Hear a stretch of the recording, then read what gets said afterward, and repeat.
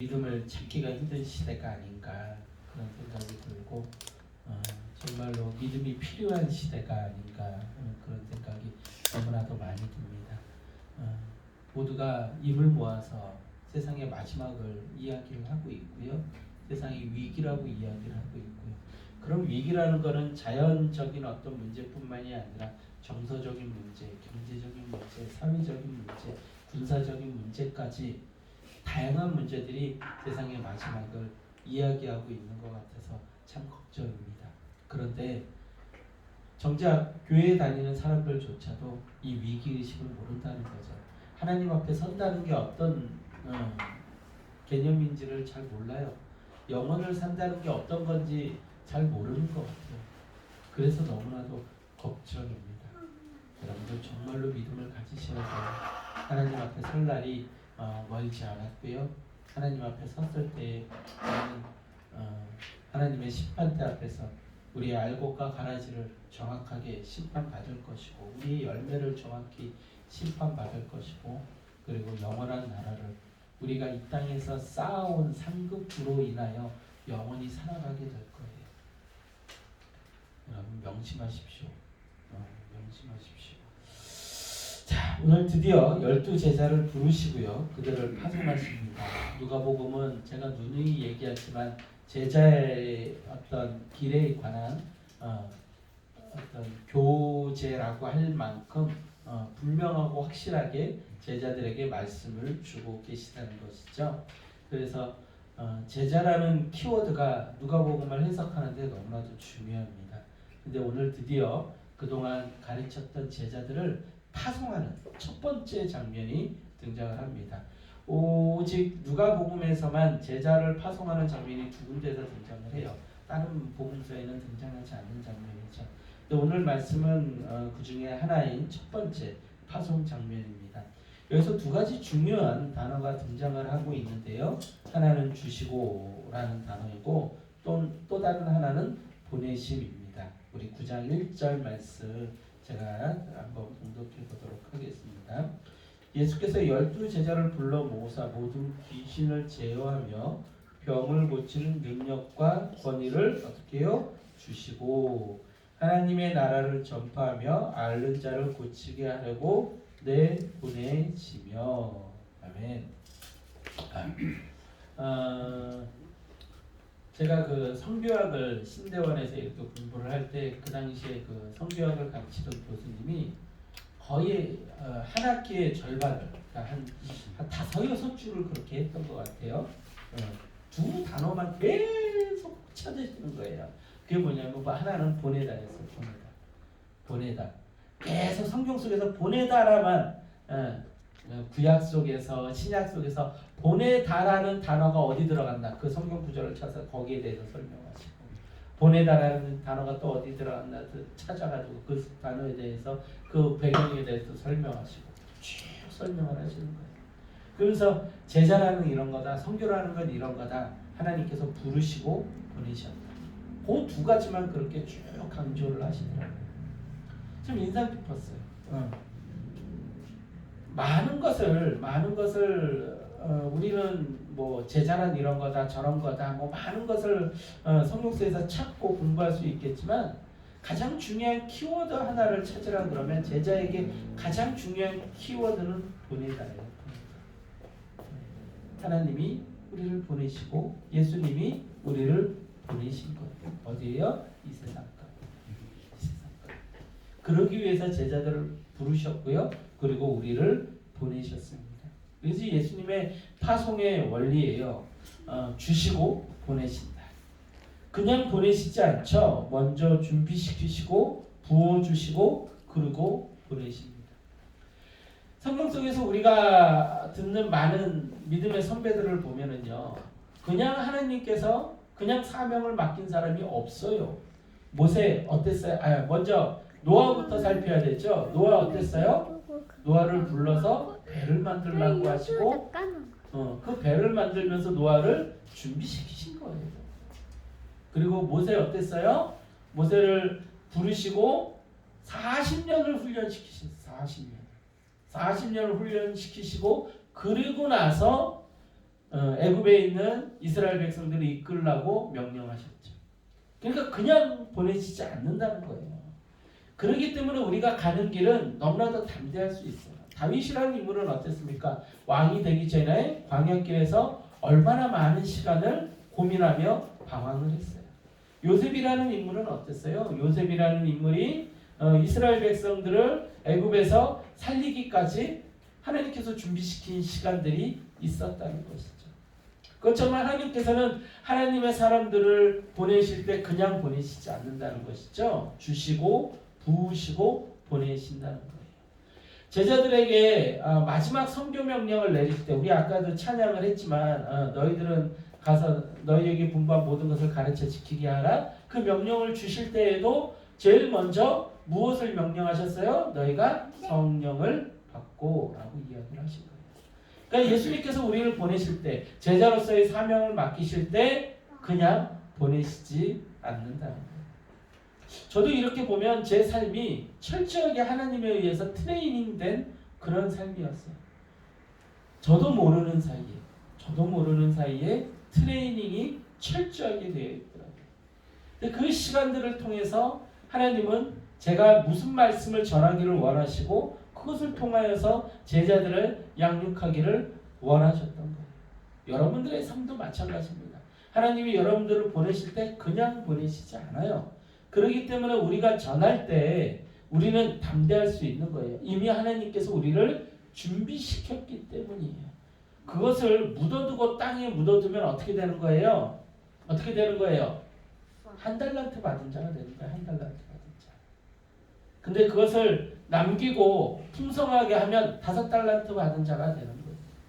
여러분들은 1달란트 받은 자가 될지 5달란트 받은 자가 될지를 여러분들 선택하셔야 돼요. 뭐 달란트 그 예화야 여러분들이 너무나도 많이 들어서 알겠지만 1달란트가 결코 작은 게 아니죠. 1달란트가 한 사람이 1년 동안 벌어야 되는 그만큼의 큰 액수예요. 그러니까 하나님께서는 모든 사람에게 하나님의 제자로서의 사명을 감당할 수 있게끔 충분한 것들을 우리에게 주셨다는 거예요. 그런데 문제는 뭐예요? 우리가 하나님의 주심에 대해서 만족하지 못하는 거죠. 왜 나한테 이만큼만 주십니까? 나한테는 왜 돈을 이것만큼만 주십니까? 그러니까 제가 베풀지 못하잖아요. 저에게 왜 말을 이만큼만 하게 하셨습니까? 그러니까 제가 전하지 못하잖아요. 저에게 왜 찬양을 이만큼만 하게 하셨습니까? 그러니까 제가 찬양을 못하잖아요. 이런 핑계들을 대고 있는 거죠. 저는 왜 나이 많아서 불렀습니까? 그러니까 제가 전하지 못하잖아요. 제 환경은 이렇습니까? 그러니까 제가 전하지 못하잖아요. 그렇지 않다는 거예요. 하나님은 그 사람에게 맞게끔 그 사람의 환경에 맞게끔 전할 수 있게 했다는 거예요. 오늘 칼럼에도 제가 기록을 해놨지만 한 목사님이 평생 그 목회를 실패를 한 거예요. 실패를 했다가 단 한 사람을 전도했는데 그 사람이 일본을 바꾸어 놓은 선교사가 되어서 일본을 바꾸어 놓았다는 이야기를 제가 오늘 이야기에 적어놨어요. 하나님께서는 그 목사님에게 뭘 준비시킨 거예요? 그 한 영혼을 바꿔 놓을 수 있는 달란트를 준비시켜 놓았다는 거예요. 그러니까 하나님은 우리를 그냥 보내시지 않는다는 거죠. 우리를 준비시켜 놓으셨다는 거예요. 자신을 위해서가 아니에요. 우리를 위해서가 아니에요. 목사들에게 말잘하게 만들어 놓으면 그거 다 사기치라고 남들을 속이라고 말을 잘하고 책을 잘 이해하고 사람들을 잘 이해하게끔 만든 게 그 사람들 머리 꼭대기에 서서 무당처럼 행동하라고 그러는 게 아니라 하나님의 말씀 전하고 목회 잘하라고 그렇게 해주는 거예요. 여러분들에게 주신 능력도 다 마찬가지입니다. 내가 언어를 잘해? 내가 영어를 잘해? 나는 말을 잘해? 나는 운동을 잘해? 나는 음악을 잘해? 나는 사람들 앞에 리더십이 있어? 여러분들 착각하지 마세요. 나는 이뻐? 나는 잘났어? 나는 돈이 많아? 여러분들 착각하지 마세요. 하나님이 다 쓸모가 있게 허락하셔서 주신 것이지 단 하나도 하나님의 계획 없이 허락된 게 없다는 거예요. 근데 인간들이 착각해서 그것을 자신을 위해서 사용하고 있는 거죠. 자신의 능력이라고 착각하는 거죠. 내가 똑똑해서 이만큼 대학 갔어. 내가 똑똑해서 이런 직장에 들어갔어. 주변에서 박수 쳐주니까 그것이 자신의 능력이라고 착각하는 거예요. 아니에요. 모든 것은 모든 것은 하나님께서 부르신 그 인생들, 하나님의 제자로서 훈련받은 그 인생들은 모든 것은 하나님께서 오직 복음을 전하기 위해서 준비시키신 거예요. 모든 달란트. 아멘. 여러분들의 모든 삶이 하나님을 위해서 쓰임받게 될 수 있기를 소망합니다. 자, 이제 오늘 주신 내용을 한 절 한 절 한번 보도록 하겠습니다. 9장 1절 말씀 함께 합독해 보도록 하겠습니다. 시작. 예수께서 12 제자를 불러 부르사 모든 귀신을 제어하며 병을 고치는 능력과 권위를 주시고. 아멘. 뭐라고 기록이 되어 있습니까? 모든 귀신을 제어하며 병을 고치는 능력과 권위를 주시고, 이렇게 기록이 되어 있습니다. 그러니까 단순히 귀신과 싸워서 막 피투성이가 돼서 막 귀신을 내쫓고 이런 권세를 주셨다는 게 아니라 예수님께서 오늘 말씀을 뭐라고 표현해 놨어요? 제어하고 라고 되어 있어요. 이걸 어디서 보여주셨어요? 우리 전주에 봤죠? 군대라는 귀신을 예수님께서 내쫓아서 어떻게 합니까? 철저하게 제어하시잖아요. 예수님의 사용 목적에 맞게 사람들의 그 죄성이 드러나게끔, 하나님의 그 계획을 드러내게끔 철저하게 제어하잖아요. 단순히 그 사람에게 나와서 무적행에 들어가라 이게 아니라 돼지떼에 들어가라 이렇게 명령하시고요. 하나님 예수님께서 명령하신 대로 귀신은 따를 수밖에 없었어요. 그런 권세를 누구에게 주셨다고요? 제자들에게 주셨다고요.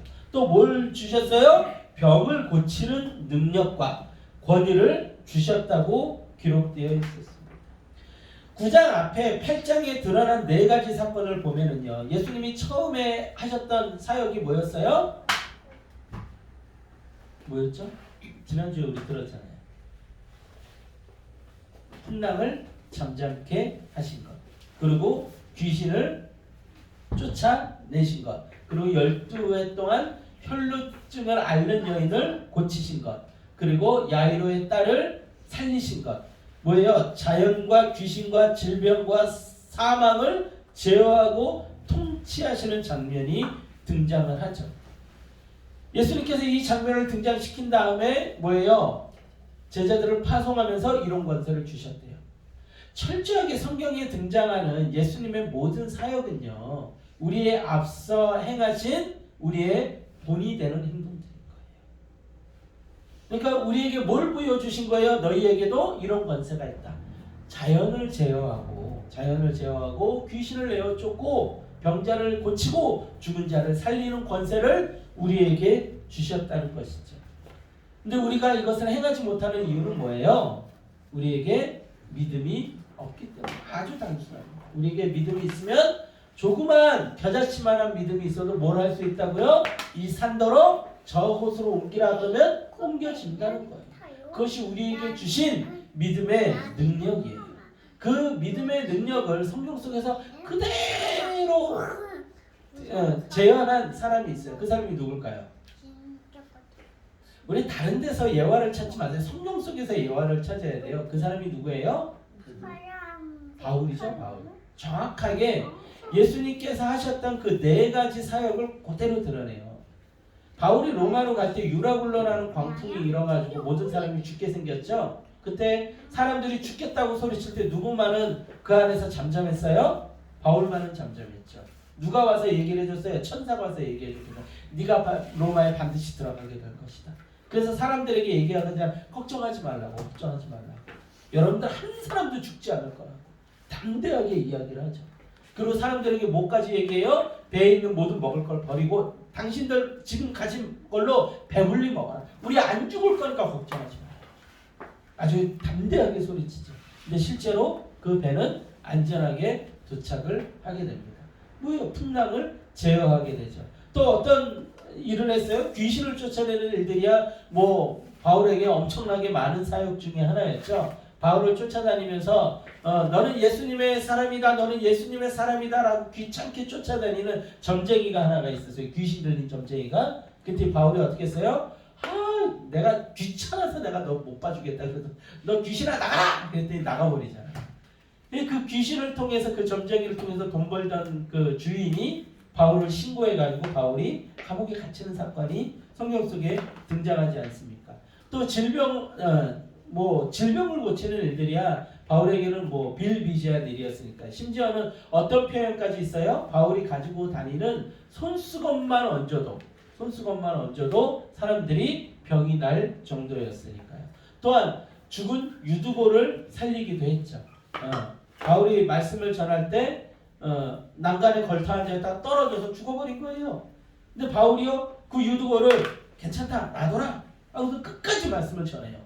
그는 내려가서 그 죽은 유두고를 살립니다. 그러니까 바울이 정확하게 예수님이 하셨던 그대로의 사역을 그대로 이뤄냅니다. 바울에게 뭐가 있었던 거예요? 믿음이 있었죠. 바울에게 있었던 믿음 중에서 가장 중요한 믿음이 있었어요.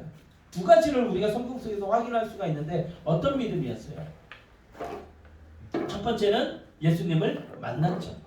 그래서 바울이 항상 자신의 그 서신서애들 앞에 보면 그가 담대하게 얘기하는 게 있어요. 나는 예수 그리스도의 사도다. 예수 그리스도가 나를 보내셨다. 직접적으로 얘기합니다. 왜요? 바울은 직접적으로 예수님을 만났고 예수님이 바울에게 명령하셨으니까. 그래서 바울은 12제자에 속하지 않았지만 자신을 항상 사도라고 얘기합니다. 그것이 바울의 담대함이었죠. 또한 바울이 하나 가지고 있는 확실한 믿음이 있었어요. 그것이 무엇이었을까요? 뭐였을까요? 나는 반드시 하나님 나라에 들어간다. 그래서 바울이 입버릇처럼 하던 얘기가 뭐였어요? 내가 가진 모든 것이 배설물이다. 배설물이다. 이 땅에 있는 거 다 의미 없다. 나는 저 하늘의 상급 보고 다닌다. 그 두 가지 믿음이요. 바울에게 그 사역을 감당케 할 수 있었던 거예요. 그 기적들이 바울의 삶에서 일어나게 했던 거죠. 아멘? 그런데 문제는 우리의 삶 속에서 왜 이런 일들이 일어나지 않느냐는 거죠. 우리에게는 분명히 이런 권세를 주셨고 성경에서 이런 말씀을 했고 바울은 자신의 삶 속에서 이런 거를 현실화시켰단 말이에요. 근데 왜 우리의 삶 속에서 이런 일이 벌어지지 않을까요? 여러분 벌어집니다. 벌어지고 있어요. 제가 이 목회자의 길을 가면서 한 가지 정말로 무식하리만치 담대한 그게 뭐냐면 언젠가 뭐 병자라든지 귀신 들린 사람이 오면 내가 담대하게 나가서 선포하리라. 아직까지 귀신 들린 사람이 저한테 그렇게 대놓고 덤빈 적이 요즘은 별로 없어서 옛날에 그런 일들이 많았다 그러는데 요즘은 별로 없는 것 같아요. 그런 담대함이 있어요. 담대함이. 그리고 여러분들 귀신 들렸다는 게 귀신을 제어한다는 게 막 우리가 뭐 기도원이나 이런 데서 보듯이 막 침을 질질 흘리면서 소리 지르고 이런 사람들만 귀신 들린 게 아니에요. 이 땅에 귀신 들린 사람들이 얼마나 많은지 몰라요. 많은 사람들이 귀신 들려서 살아갑니다. 귀신의 통제를 받으면서 살아가요. 그 분노심을 어떻게 주체하지 못하는 거죠. 누군가를 미워하는 마음을 주체하지 못하는 거죠. 음란한 마음을 주체하지 못하는 거죠. 재물을 쫓는 마음을 주체하지 못하는 거죠. 높아지려고 하는 마음을 주체하지 못하는 거죠. 거짓말을 아주 쉽게 밥 먹듯이 하죠. 다 뭐예요? 귀신 들린 거예요. 귀신론이 아니라 뭐 의자에도 귀신이 붙었고 뭐에도 귀신이 붙었다는 뭐 어떤 이단이 얘기하는 그런 귀신론이 아니라 우리의 삶에 깊숙 그 귀신의 그 영향력이 들어와 있다는 거예요. 마귀의 영향력이 들어와 있다는 거예요. 그것을 말씀을 통해서 그리고 또 사역을 통해서 그 귀신 들린 그 사람들의 삶을 바꿔놓는 거죠. 거짓에 익숙하고 사단의 그 이끌림에 따라서 사람들을 미워하고 높아지려고 하는 그 삶을 바꿔놓는 거예요. 그게 귀신을 내어 쫓는 거예요. 그게. 이미 저의 사역은 귀신을 내어 쫓는 사역에 열심히 하고 있어요. 사람들이 착각하는 것 중에 하나가 어떤 목사님은 안진뱅이를 일으키고 사람들 보는 데서 뭐 갑자기 뭐 어떤 대단한 사역을 일으키고 이런 것만 병을 고친다고 생각하는데 아니에요. 병 고침의 사역이라는 건 그렇게 굉장히 협소하지 않습니다. 광의적인 거예요. 굉장히 많은 사람들이 병이 걸려 살고 있잖아요. 그 삶을 말씀으로 세워나가고 든든하게 해나가고 하는 모든 사역이 병을 고치고 있는 거예요. 죽은 자를 살리는 것? 이건 뭐 말할 것도 없고요. 이미 이 땅에는 죽은 자들입니다. 죽은 좀비들이 걸어다니고 있잖아요. 죽은 자들이 살아가고 있는 거죠. 하나님의 영이 없는데 산 자예요? 하나님의 영이 없으면 다 죽은 자예요. 하나님의 생기가 들어가야만 그 사람이 산 자가 되는 거예요. 루하흐, 그 하나님의 생기, 그 생기가 있는 자들, 푸유마, 그 하나님의 그 생기가 있는 자들만이 살아있는 자들이에요. 아니면 숨을 쉬고 있대 다 죽은 자들이에요. 그 자들은 다 이미 지옥이 약속된 자들이니까. 이미 멸망이 선포된 자들 다 죽은 자들이죠. 그 죽은 자를 살리고 있는 거예요. 여러분들 하나님의 자녀가 있는 데서는 이 네 가지 사역이 그대로 다 일어납니다. 일어나고 있어요. 여러분들이 그것을 믿음으로 담대히 선포하고 믿음으로 그 현장에서 내가 있는 현장에서 하나님의 제자가 있는 그 현장에서 그런 일들이 반드시 일어날 거라는 그 확신이 있어야 돼요. 여러분들 보세요. 우리나라 땅이 얼마나 황폐했었는지 몰라요. 그런데 복음이 들어오자 풍성한 땅이 되었어요. 어때요? 자연이 하나님의 말씀 앞에 굴복하잖아요. 제어가 되잖아요. 근데 북한 땅 어때요? 복음이 내쫓기고 복음이 떠나간 그 땅들을 보면 황폐해져요. 뭐예요? 자연이 굴복하지 않는 거예요. 하나님의 말씀에 굴복하지 않는 거예요. 근데 그곳에 복음이 들어가면 하나님의 말씀 앞에 자연이 굴복을 하게 된다니까요.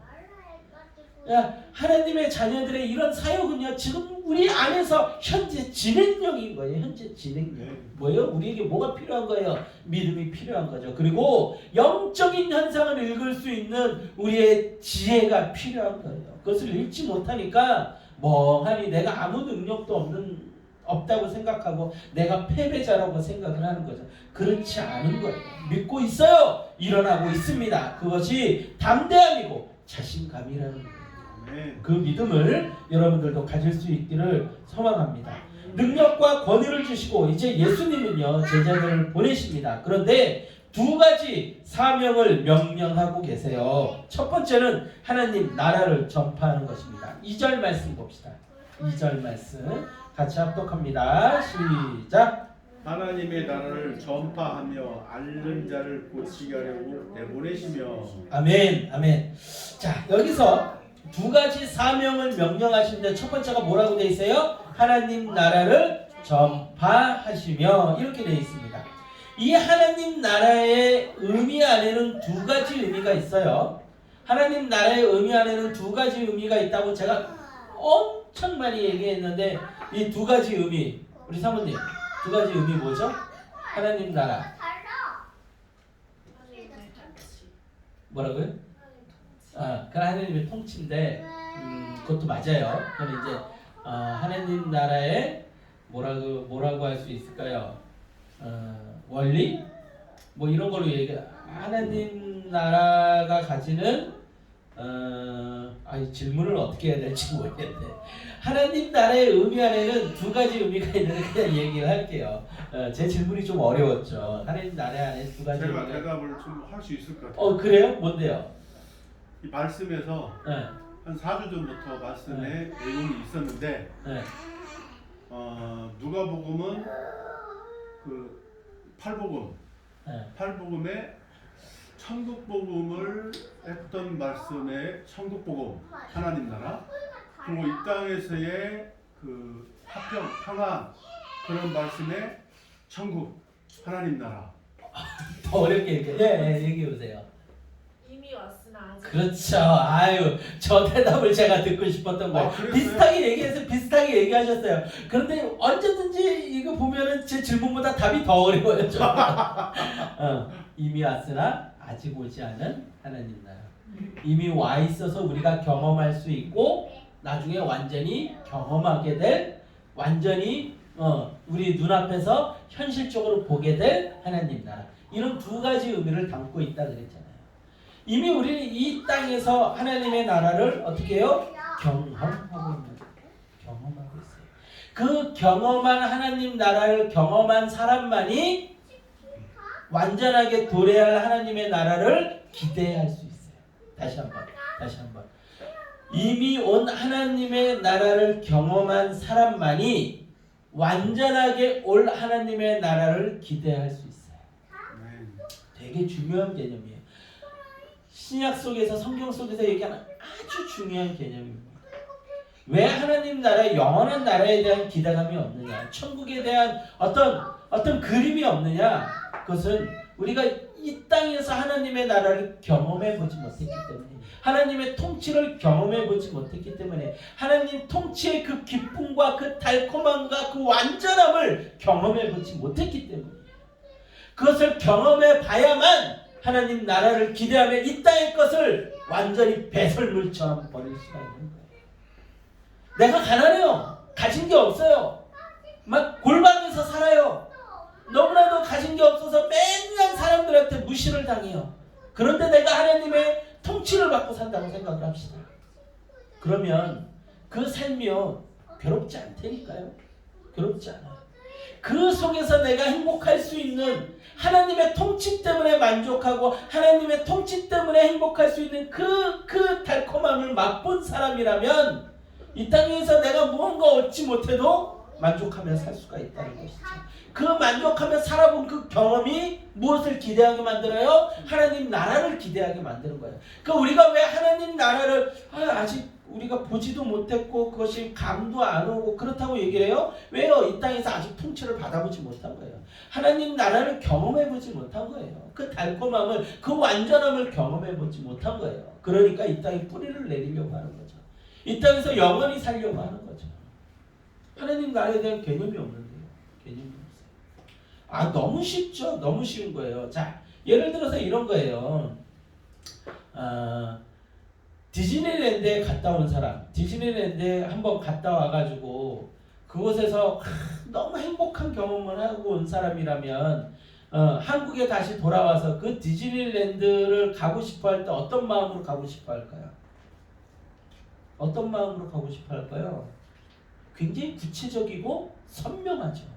내가 거기서 가가지고 막 놀이기기 타고 맛있는 것도 먹고 막 공연도 보고 신나는 일도 겪고 했던 것이 너무나도 선명한 거예요.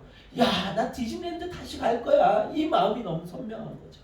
근데 거기를 가보지 못한 사람이 디즈니랜드라는 게 있대. 거기 가면 재밌대 라고 얘기하면 감이 와요? 에이, 롯데월드나 가고 말지 소리 나고 있죠. 롯데월드로 만족해. 뭐 디즈니랜드야 비행기 값이 얼만데. 이렇게 되는 거죠. 그런데 정말로 그것을 맛본 사람이라면 거기에 대한 갈망을 가지고 살아간다는 거예요. 하나님 나라를 이 땅에서 우리가 맛볼 수 있어요? 없어요? 맛볼 수 있다는 거예요. 하나님 나라는 누누이 얘기하지만 거기에 엄청난 금은보화가 있고 거기에 뭐 내가 직장에 출근을 안 해도 되고 거기에 나쁜 사람들이 없고 춥지가 않고 나를 위해서 좋은 집이 준비되어 있고 그래서 천국이 아니라고요. 천국은 예수님이 우리를 다스리고 통치하기 때문에 천국이라고요. 여러분들 에덴 동산에서 아담이 에르메스 입고 있었어요? 요즘 에르메스가 굉장히 유행이던데 에르메스 입고 있었어요? 백이라도 하나 들고 있었나요? 하와가 뭐 귀걸이를 달고 있었어요? 뭐 금은보화를 달고 있었나요? 근데 거기서 그들은 불편함이 없었다고요. 만족하고 있었다고요. 알몸이었지만 그들에게 거기서 집이 있었을까요? 집도 없었을 거예요. 그냥 자연에서 누워서 TV 잤을 거예요. 그런데 거기서 그들은 만족했어요. 왜 만족했어요? 거기는 누가 통치했으니까? 하나님이 직접 통치했으니까.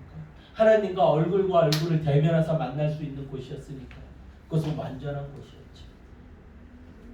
여러분들 천국은요 우리가 뭐 엄청난 금은보화를 달고 엄청난 집에 멋진 집에서 영원히 살고 이래서 그런 것이 아니라 그곳에 완전한 하나님의 통치가 있기 때문에 그것이 천국인 거예요. 그래서 하나님의 나라는 우리가 이곳에서 이미 왔다고 표현하는 거예요. 성경이 그렇게 선포하는 거예요. 이미 왔어요. 이곳에서 누구의 통치를 맛볼 수 있기 때문에 예수님의 통치를 맛볼 수 있기 때문에 그것을 전하는 게 예수님의 제자들이라. 그것을 전하는 게. 자, 그런데 문제는 뭐예요? 하나님 예수님의 통치를 맛보지 못하면 못 전한다는 거예요. 못 전한다는 거예요. 제가 가끔씩 예화 들 때 이 예화 많이 들죠? 사과 예화. 사과를 맛본 사람만이 사과의 달콤함을 정확하게 이야기할 수 있어요. 맛보지 않은 사람은 사과라는 게 맛있어 라고 얘기할 수 있겠지만 정확히 얘기 못하죠. 근데 사과를 먹어본 사람은, 아주 맛있는 사과를 먹어본 사람은 야, 사과 먹어봤냐? 먹으면 깨우는 순간 그 달콤함과 상큼함이 그냥 입안에 확 퍼져. 너무 맛있어. 그 과즙이 줄줄줄 흐르는데 와, 그 달콤함이란 이루 말로 표현할 수 없다니까. 그 아삭거림은 또 어떻고, 야, 그 꿀을 먹는 것 같아 라면서 구체적으로 표현할 수가 있죠. 천국을 맛보지 않은 사람이, 천국을 경험해보지 않은 사람이, 그 통치 속에 들어가지 못한 사람이 어떻게 예수님을 전해요? 예수님을 전하지 않으면 그 사람은 뭐예요? 제자가 아니에요. 예수님이 제자들을 보내실 때 가장 중요한 키워드가 뭐였다고요? 보내다예요. 보내다. 예수님의 근본적인 사역의 목적은 보내심이에요. 보내시는 거예요. 세상 가운데. 그 자리에서 멈춰 있으라고 제자들을 부르지 않았어요. 12제자가 성령 받자마자 제일 먼저 한 게 뭐라고요? 나아가서 복음을 전한 거예요. 그리고 세상 밖으로 나아간 거예요. 예루살렘에 머물러 있지 않았어요. 나가는 거예요. 가는 거예요. 그것이 제자들의 사명이에요. 그것이 예루살렘과 온 유대와 사마리아와 땅 끝까지 가서 복음을 전해라. 이것이 예수님의 명령이죠. 자, 정신을 차리세요. 정신을. 오늘 본문 어차피 다 끝까지 못 갈 것 같아요. 절반만 하고 제가 마무리할 거니까 조금만 정신을 차리세요. 졸리시더라도 피곤한 거 다 압니다. 아유, 얼마나 힘들어요. 편의점에서 매일처럼 그렇게 일하시죠. 얼마나 힘듭니까? 제가 다 압니다. 어떻게든 좀 쉬게 해드리고 싶은데 여건이 그렇지 못해서 그렇지 못하는 거 이해해 주시고, 제가 이 얘기를 하는 이유는 뭐예요? 졸지 마시라. 조금만 힘을 내시라. 자, 어쨌든 우리에게 하나님 나라를 전하라고 하는 이 명령은 우리에게 주어진 아주 중요한 명령이며 제자의 사명이라는 것이죠. 우리가 이 땅에서 하나님 나라를 맛보고 온전히 전하였다면 우리는 이 땅에 미련이 없어지게 되어 있습니다. 완전하게 임할 하나님 나라를 지극히 사모하게 되기 때문이죠. 하나님 나라에 대한 기대감이 충만하게 하는 것, 그것이 제자의 사명입니다. 아멘. 아멘.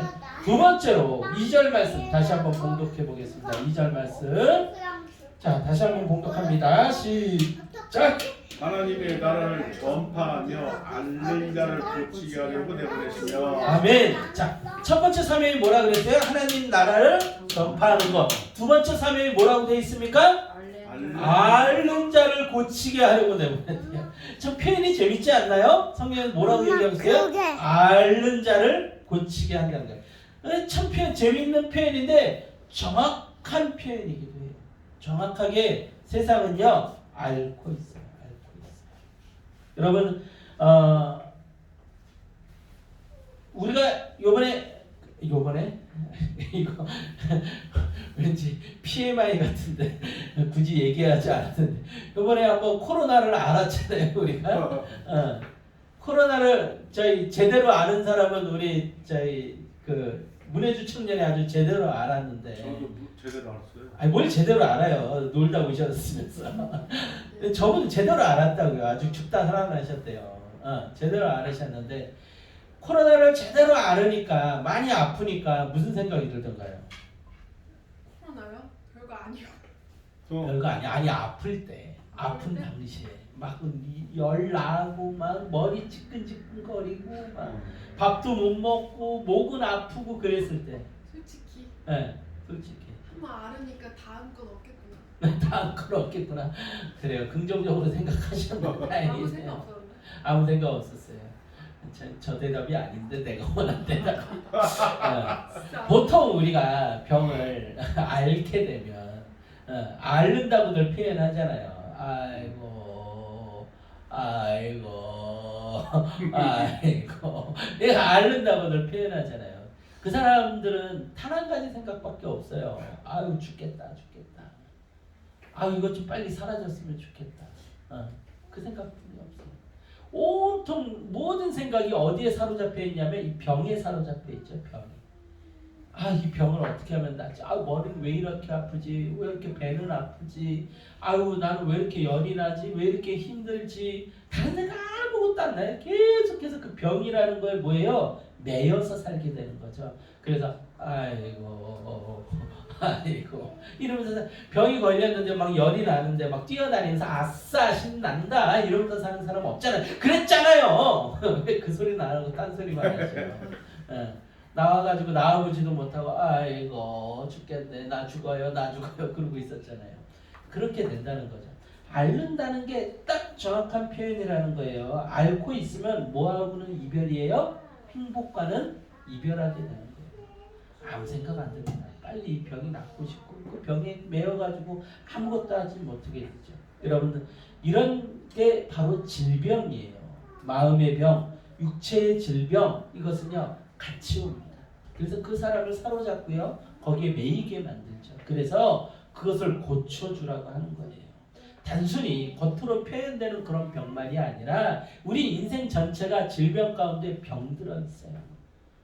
그것을 어찌 보면은 그래서 하나님께서 우리에게 질병이라는 걸 허용하시는지 모르겠어요. 너희가 겉으로 표현되는 그 질병들을 너희가 알고 있지 않느냐. 이것이 질병이다. 질병이다. 우리는 그런 마음의 병을요 평생 짊어지고 삽니다. 평생 짊어지고 살아요. 그래서 그것을 고쳐주라고 하신 거죠. 상징적인 예수님의 기적이요 문둥병자에게 손을 얹은 사건입니다. 여러분들 성경 속에서 예수님께서 문둥병자를 고치실 때요 손을 얹어서 고치세요. 이게요 그 당시에 종교 지도자들에게는 상상치 못할 일이었어요. 왜요? 그 문둥병자에게 손을 얹는 순간 어떻게 돼요? 병이 없는 게 아니라 같이 저주받았다면서 쫓겨나요. 공동체에서. 그래서 문둥병자들이 모인 곳에서 있다가 병이 혹시라도 고쳐지면 몸 안에 면역력이 어떻게 잘 싸워서 혹시라도 고쳐지면 제사장에게 보이고 제사장이 정결하다 3번 선포하면 공동체로 들어올 수 있었어요. 그래서 그 문둥병자 걸린 사람들이 가장 원하는 건 뭐냐면 사람들의 손길이었어요. 사람들의 따뜻함이었어요. 제가 그 맥스 루케이도 목사님이 썼던 예수님처럼이라는 책을 몇 번 소개해드렸던 기억이 있는데 그분이 그 상황을 상상하면서 책을 이렇게 쓰신 게 예수님처럼이라는 약간 동화 같은 이야기예요. 어떤 한 문둥병자가 문둥병이 걸린 거예요. 어느 날 갑자기 손가락이 썩어나가기 시작을 하는 거죠. 눈이 썩어나가기 시작하고 머리카락이 빠지기 시작을 하는 거예요. 그러자 같이 살던 부인이 그 문둥병자에게 나가라고 얘기를 하는 거죠. 당신 여기 있으면 나도 그렇고 당신 자녀도 그렇고 못 살아요. 당신 나가. 우리 집에서 제발 나가줘. 이번 코로나 때 그런 일들 아마 많이 있었을 거예요. 제발 나가줘. 나가. 어때요? 그 사람이 아픈 거는 문둥병이었을까요? 아니면 그 나가라는 그 부인의 한마디였을까요? 그건 맥스 루케이도 목사님의 그 상상력이긴 하지만 충분히 그랬을 거라는 생각이 들어요. 그랬던 그가 어느 날 예수님의 소식을 듣게 되는 거죠. 그 예수님을 찾아와요. 근데 예수님이 그의 병을 고치는데 그의 몸에 손을 얹습니다. 평생 사람의 손길을 못 느끼고 살 것이라고 포기하고 그 따뜻함이라고 포기하고 살았던 그 인생이요. 그 자리에서 평안을 얻게 되는 거죠. 그리고 나서 그가 병을 고침을 받고 돌아가는 이야기.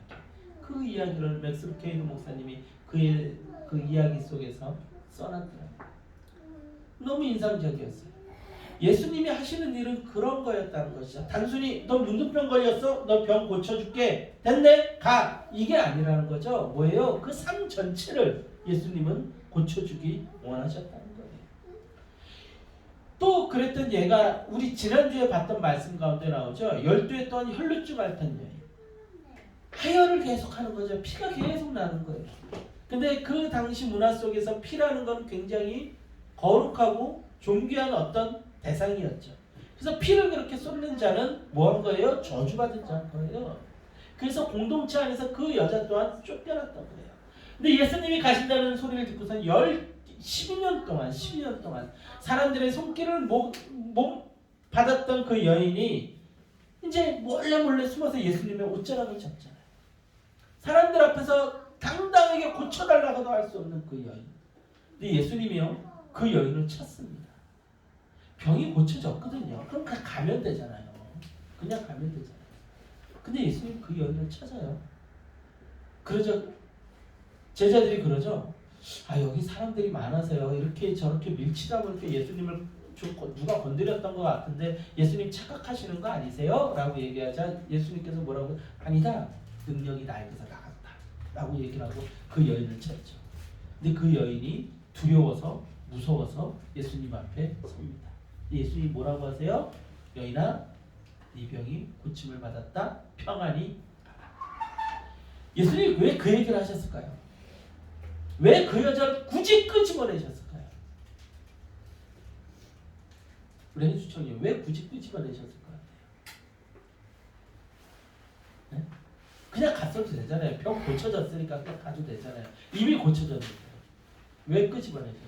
왜 그 자리에 서가지고 그 수많은 군중 앞에서 12해 동안 혈루증을 앓았기 때문에 막 움츠려들어 있는 그 인생 사람들이 이 저주받은 여자야 절로 가 우리 근처에 오지 마라고 손가락질 받았던 그 여인을 왜 끝까지 아니야 여기 나의 능력이 나와서 병 고침을 받은 자가 있어 나오라 그래 라고 예수님이 얘기하셨을까요? 대답을 해보세요. 네? 어려우니까 대답을 해보세요. 어려워도 대답을 해보세요. 한번 상상력을 발휘해보세요. 보여주고 싶어. 뭘 보여주고 싶었어요? 내가 그렇게 그 자가 있다는 것을 보여주고 싶었어. 왜 그 자가 있다는 걸 그냥 여지껏 그 얘기한 거잖아요. 그 자가 있다는 걸 보여주셨는데 왜 그 자가 있다는 걸 왜 보여주고 싶어 하셨냐고. 사랑해서? 그게 왜 사랑의 행위죠? 왜 끄집어내서 12년이라는 시간을 사람들 앞에서 움츠려들어서 막 벌벌벌 기어와가지고 군중 사이에서 어렵게 예수님 그 옷자락을 믿음으로 이렇게 잡았던 그 여인을 끄집어내는 게 왜 사랑의 표현이에요? 거기서 치유받기로 원해서? 맞아요. 치유받기. 뭘 치유받기 원해서? 마음이에요. 오케이. 지금 그 얘기하고 있는 거잖아요. 뭘 오해? 지금 그 얘기하고 있는 거예요. 그 여인이요 가장 아픈 거는요 사람들 앞에 두려움이었죠. 12년이라는 시간을 숨어서 지냈잖아요. 오죽했으면 예수님 앞에 와서 예수님 저 병 좀 고쳐주세요 이렇게도 얘기 못하고요. 이렇게 손 내밀어가지고 옷자락을 잡아서 병이 고쳐진 그 여인이었단 말이에요. 그 여인을 군중 앞에 끌어낸 거예요. 이제 이 여인은 저주받은 여인이 아니다. 이 여인은 병이 고쳐졌다. 그 군중들 예수님을 믿고 따르고 예수님의 그 기적을 보기 위한 그 수많은 군중들이요 그동안 손가락질했던 숨어다니던 그 여자의 얼굴을 저 여자 그 여자 아니야? 10년 동안 피를 쏟고 다니던 그 저주받은 여자 아니야? 우리가 손가락질하던 우리 공동체에서 쫓아냈던 그 안평대가 아니야? 그 양평대가 아니야? 그 성남대가 아니야? 하고서 알아보게 된 거죠. 그 여인이 벌벌벌 떠고 있는데 그 여인에게 예수님께서 뭐라고 했어요? 네가 병이 나았다. 평안히 가라. 라고 얘기했어요. 그 여인에게는 그 무엇보다도 병이 고쳐졌다는 사실보다도 이제 무엇이 되었다는 사실이 기뻤을까요? 내가 이 사람들과 함께 어울려 지낼 수 있다. 이 사람들이 나를 보고 이제 손가락질 하지 않겠구나. 이제 이 사람들이 나를 향해 웃어줄 수 있겠구나. 그것이 이 여인에게는 가장 큰 기쁨이었을 거예요. 예수님이 고치려고 온 예수님이 고쳐주시는 그 질병이라는 건 그런 거예요. 모든 완전한 삶의 모든 질병을 예수님은 고쳐주기 위해 오셨다는 것이죠. 그래서 제자들에게 오늘 두 가지를 명령하시는 거예요. 하나님 나라를 전파해라. 하나님의 통치가 시작되었다는 것을 선포해라. 새로운 통치가 시작되었다. 그리고 두 번째는 앓는 자들. 이 땅 가운데 끙끙거리는 사는 거예요. 멀쩡히 살아가는 사람이 있습니까? 이 땅에 멀쩡히 살아가는 사람이 누가 있어요? 다 앓고 살아가죠. 인간관계 때문에 끙끙대면서, 부모님 때문에 끙끙대면서, 자식 때문에 끙끙대면서, 돈 버는 일 때문에 끙끙대면서 평생을 앓는 소리들을 내며 살아가는 그 인생들에게, 그 앓는 자들에게 무엇을 선포하라고요? 자유를 선포하라. 그것이 누구에게 맡겨진 사명이요? 제자들에게 맡겨진 사명이다. 여러분들에게 맡겨진 사명이 그거라고요. 근데 그것을 위해서 예수님께서 우리에게 무엇을 먼저 주셨다고요? 권세를 먼저 주셨다고요. 그냥 보내시는 게 아니라고요. 야! 너희들 가서 그냥 해! 알아서 해! 이게 아니라 권세를 주셨다고요. 권세가 뭐예요? 자연이 굴복한다고요. 질병이 굴복한다고요. 귀신이 굴복한다고요. 사망이 굴복한다고요. 그 권세를 우리에게 주시고 가라! 그렇게 될 것이다 라고 명령하셨다. 이제 우리가 그 명령에 순종해야 합니다. 오늘 말씀 너무 중요한 말씀이기 때문에 첫 번째 예수님께서 제자들을 부르신 장면이기 때문에 두 번에 나눠서 자세히 살피도록 하겠습니다. 더 하다가는 여러분들이 제자가 되기를 포기할 것 같아서 여기까지 하고 여러분들 명심하십시오. 한 주간 이 말씀을 보면서 한번 묵상해 보세요. 우리가 지금 2절 말씀 살핀 거예요. 2절 말씀. 예수님께서 우리를 부르시고 보내셨고, 부르시고 보내셨어요. 주시고 보내셨어요. 그리고 두 가지 명령을 주셨어요. 하나님 나라를 전파하며 앓는 자를 고쳐라. 기억하시면서 내가 한 주간 삶을 어떻게 살아야 될까? 이 제자의 사명을 깨달으면요, 여러분들 세상이 달라진다니까요. 다른 삶이 있다고요. 같이 앓으면서 살라고 얘기하는 게 아니야. 같이 앓으면서 같이 알면서 살라고 우리를 보내시는 게 아니에요. 같이 알면서 사는 게 아니라 우리는 앓는 자들을 고쳐줘야 될 사람들이에요.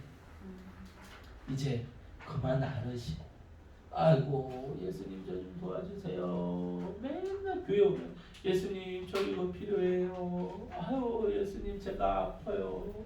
예수님 이게 어려워요. 예수님 저게 힘들어요. 목사님 이거 위해서 기도해 주세요. 예수님 저거 위해서 기도해 주세요. 이거 하라고 교회에 여러분들을 제자로 부르신 게 아니라고요. 오늘 나가서 누구에게 복음을 전했습니다. 오늘 나가서 어디 가서 복음을 전할 겁니다. 이 선포를 하고 같이 기도하고, 자 좋습니다. 거기 귀신들이 드글드글 될 텐데 우리 거기서 위해서 기도합시다. 그것을 하는 데가 교회라고요. 나 여기 아프니까 목사님 여기다 손 좀 얹고 기도해 주세요. 여러분들 교회에서 제일 많이 본 장면이 그런 장면이죠. 나 머리 아프니까 머리에 손 좀 얹고 기도 좀 해주세요. 내 자식 대학 가니까 머리에 손 좀 얹고 기도해 주세요. 여러분들 그런 장면 얼마나 보셨어요? 네? 목사님 저 이번에 어디 복음 전하러 가니까요. 저희 사장한테 예수님 선포하러 가니까요. 기도 좀 해주세요. 이런 장면 얼마나 보셨어요? 저는 못 본 것 같아요. 저 이번에 직장 가가지고 그 직장 뒤집어 엎어놓을 거예요. 복음으로 뒤집어 엎어놓을 겁니다. 거기 인간들 못됐더라고요. 제가 거의 복음으로 뒤집어 놓고 사람들 앓는 자들 살릴 거예요. 하나님 나라를 선포할 거고요. 하나님 나라를 전할 겁니다. 기도해 주십시오. 아는 사람들 저는 못 만나봤어요. 제 자식이 이러니까 기도해 주세요. 어디 가니까 기도해 주세요. 내가 이렇게 아프니까 기도해 주세요. 집 요번에 분양받아야 되니까 기도해 주세요. 이런 사람들만, 같이 앓는 사람들만 봤지. 예수님이 제자가 아니에요. 완전히 개념을 바꾸셔야 돼요. 이제 삶의 개념을 바꾸세요. 그렇게 나아갈 때 여러분의 삶 안에 진짜 예수님의 권세가 나타나고 예수님께서 함께 일하시기 시작할 줄 믿습니다. 네. 찬양하고 기도합시다.